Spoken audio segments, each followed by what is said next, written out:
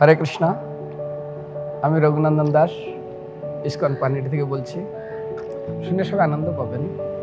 এবছর না আমাদের যে চিরাদদি মহোৎসব 508তম। আচ্ছা, এই চিরাদদি মহোৎসবে সবচেয়ে মাহাত্ম্যপূর্ণ কি বলে না, এখানে না কাউকে নিমন্ত্রণ করতে হয় না। যেমন চিনি পড়ে থাকলে পিঁপড়া চলে আসে। এই একটাই প্রোগ্রাম, এই একটাই অনুষ্ঠান 508 বছর ধরে কাউকে নিমন্ত্রণ করতে চান। নিমন্ত্রণ তো দূরের কথা, শুধু তাই না, আপনি জানেন না এখানে যারা আসে প্রথমেই তারা চিড়া কিনে, দই কিনে, কাউ নিজে খাবে না, বাড়ির জন্য নেবে না। নিয়ম হলো তারা কিনে আগে ভক্তদেরকে দিবে, আর ভক্তদের দেওয়ার পরে, ভক্তদের খাওয়ানোর পরে যদি বেঁচে থাকে তাহলে তারা নিয়ে যাবে। আচ্ছা, আরেকটা বিষয় শুনুন, আমাদের কিন্তু ইসকনে আবার চিরাদদি কিন্তু একদিন না, শুধু 20 জুন নাই, কিন্তু মনে রাখবেন এখানে আবার বিশেষ করে আমাদের 5 দিনের প্রোগ্রাম হয়। তো প্রথম দিন কি হয় সবাই শুনছেন কি জানি না, গঙ্গা দেবী এই কলিযুগে নিত্যানন্দ কন্যা হয়ে এসেছিলেন খর্দায়, আর দশহরা পূজার দিন তিনি আবির্ভূত হয়েছিলেন। সেই জন্য এই দশহরা পূজার দিন অর্থাৎ 16 তারিখে, এই মাসের 16 তারিখে 16 জুন কি আছে না, তার আবির্ভাব দিবস। তো আমরা কি করি, এই যে গঙ্গা দেখছেন, গঙ্গায় বড় আমরা ভেসেল নিয়ে আসি জাহাজের মতন, ওর উপরে ভজন, কীর্তন, পাঠ, প্রবচন, প্রসাদন সব কিছু হবে।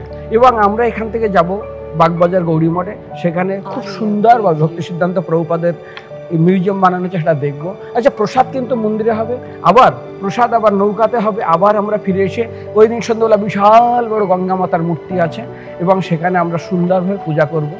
তারপরে পরের দিন অর্থাৎ 17 তারিখে আমাদের এখানে ফুড ফেস্টিভ্যাল হয়। ফুড ফেস্টিভ্যালটা এমন অনেক পদ থাকবে, প্রত্যেকটা ভগবানের প্রসাদ, আর ভক্তরাই রান্না করবে, আর যে যতটা পারে কিন্তু সে প্রসাদ পেতে পারবে, কিন্তু তাকে কুপনের মাধ্যমে প্রসাদ পেতে, এটাকে বলা হয় ফুড ফেস্টিভ্যাল। আর ওটা বিকাল 4টা থেকে 9টা পর্যন্ত চলবে।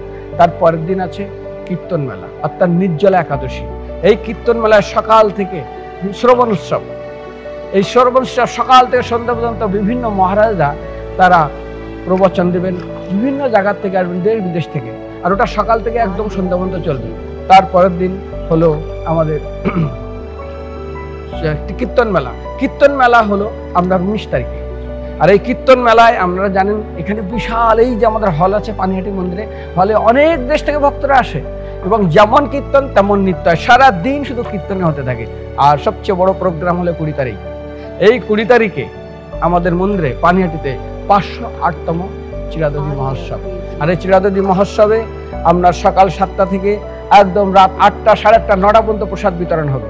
হ্যাঁ, একটা জিনিস বলে রাখি, এই চিরাদদি মহোৎসবে আপনারা যারা বয়স্ক তারা সকাল সকাল আসবেন, নইলে ঠিক আমরা 4টা, 3টার পরে আসবেন, তখন খালি হয়ে যায়। হয় সকাল সকাল এসে ইসকনে থেকে যাবেন, কারণ এখানে সারা দিন বিভিন্ন নাটক, প্রোগ্রাম, কীর্তন, প্রবচন একদম সকাল 7টা থেকে একদম রাবন্ত। আচ্ছা, আমাদের চিরাদদি এত লোক হয়, এত লোক হয়, আপনাকে কি বলবো।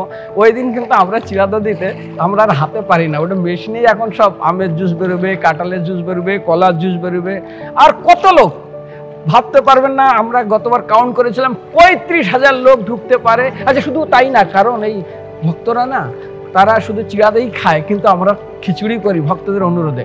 অপূর্ব খিচুড়ি হয়, বসার জন্য টেবিল থাকে, চেয়ার থাকে, আচ্ছা ফ্যানের ব্যবস্থা থাকে, আরামসে প্রসাদ পাবেন।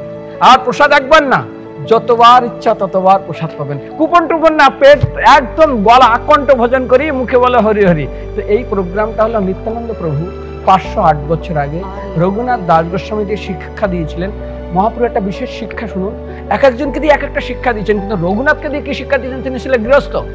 তো সেখানে বলা হয়েছে প্রসঙ্গ মধুরম পাশম আত্মনা কবায় বিদু শৈবে সাধুসকৃত মোক্ষ দ্বারা অপহৃতম। যদি কেউ সত্যি এই সংসার জীবন থেকে অবসর প্রাপ্ত হয়, অর্থাৎ ভগবানের কাছে যেতে চায়, তাহলে কি করতে হবে, তাকে ভক্তদের প্রতি আকর্ষণ করতে হবে এবং ভক্ত সেবা করতে। সারিয়া বৈষ্ণব সেবা নিস্তার পেয়েছে কিবা চৈতন্য চরিতামৃত সুন্দর একটা শ্লোক আছে, ভক্ত সেবা করে দাস অভিমানে পরম গতি পায় বৈকুণ্ঠ ভবনে। সেই জন্য নিত্যানন্দ প্রভুর কৃপা পাওয়ার জন্য রঘুনাথ বারবার চেষ্টা করছিল, আমি বাড়ি থেকে পালাবো, বাড়ি থেকে পালাবো, কিভাবে পালাবো, যতবার পালাবো ততবার ধরে নিয়ে আসে, কিন্তু না, একদিন খুব শান্ত মস্তিষ্কে চিন্তা করলেন কি করা যায়। তখন তিনি নিত্যানন্দ প্রভু এসে এখানে দেখা করলেন পানিহাটি, আর তিনি নগর সংকীর্তন করে কেবল ঢুকেছেন, বলছে আরে রঘুনাথ এসছে, চোর। বলে চোর? আরে ভাই, যাকে তাকে চোর বলো না, চোর বলা খুব বদনাম। আর যার বাবা সারা এত বড় ধনী ব্যক্তি, তার ছেলে চোর, কি চুরি করেছে? বলছে না না, আমার সম্পদ। আপনার আবার কি সম্পদ? আমার সম্পদ হলো গৌরহরি।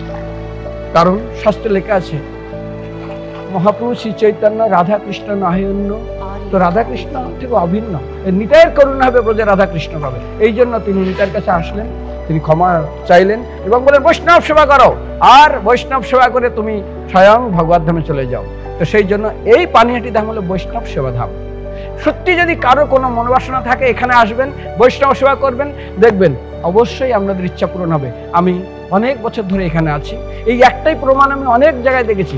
এখানে বৈষ্ণব যেমন রঘুনাথ, রূপ গোস্বামী, সনাতন গোস্বামী কারো গ্রন্থপরায়ণ, কারণ আবার দিয়েছেন তোমরা ধামের স্থানগুলো প্রকট করো, কিন্তু রঘুনাথ দাস গোস্বামীকে দিয়ে তিনি এখানে বৈষ্ণব সেবা করে ভগবত ধামে যাওয়ার রাস্তা ক্লিয়ার করে দিয়েছেন। এই জন্য প্রত্যেকটা গৃহস্থ ভক্তের করতে বলো, তার জন্য সামর্থ্য অনুসারে কৃষ্ণ সেবা করে।